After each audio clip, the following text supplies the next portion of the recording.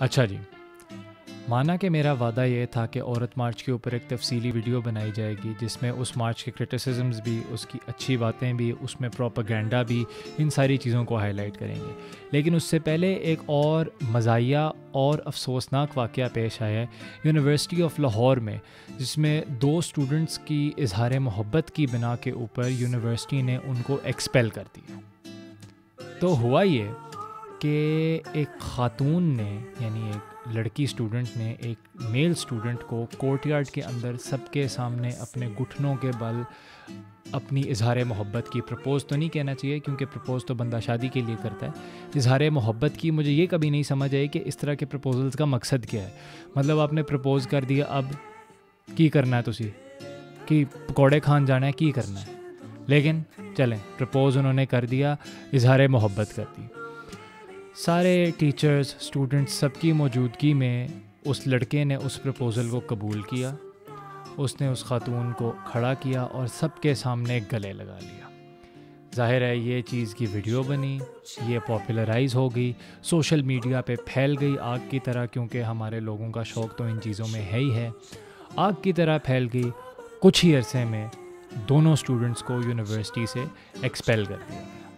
میں اب یہ سمجھنے کی کوشش کر رہا ہوں کہ کیا یہ صحیح ہوا یا یہ غلط ہوا.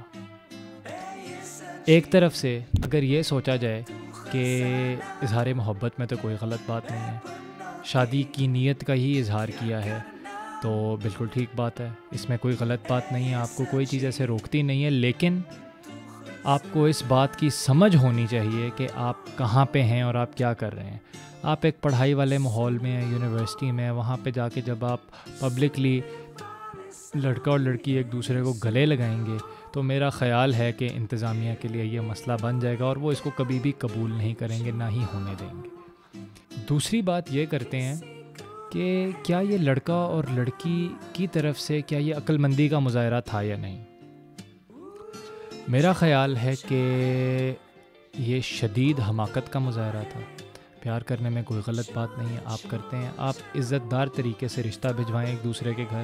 مزے کی بات تو یہ کہ یہ تو لڑکی کی اظہار محبت تھی، تو خواتین رشتہ بھجوائیں بھی تو کیسے بھجوائیں.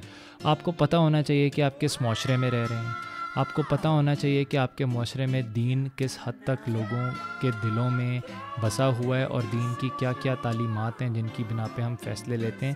اور دین کو اگر آپ ایک سیکنڈ نہ بھی مانیں، نہ بھی سنیں دین کی بات، آپ یہ دیکھ لیں کہ لوگوں کے کچھ آداب ہیں جو ان کے ذہن میں بیٹھے ہوں گے، وہ ابھی نہیں ہلیں گے اگلے 50، 60، 70 سال کے لیے.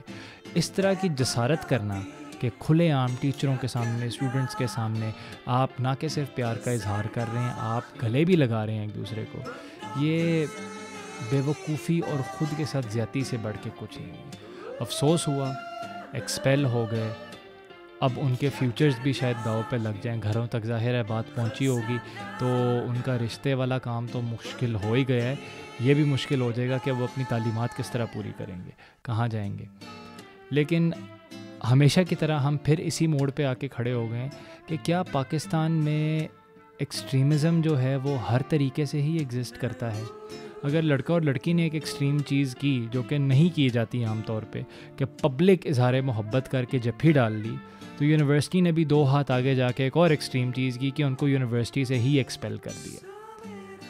عقل مندی کا مظاہرہ کریں خدا را. اگر آپ کو کسی سے پیار محبت ہے، پرانے زمانے کی طرح ایک چٹ پہ لکھ کے اس کو بھیج دیں، اس کو پسند ہوگا تو وہ دل بنا کے آپ کو واپس دے دے گا، نہیں پسند ہوگا تو وہ آپ کی آنکھوں کے سامنے ہی پھاڑ کے پھینک دے گا.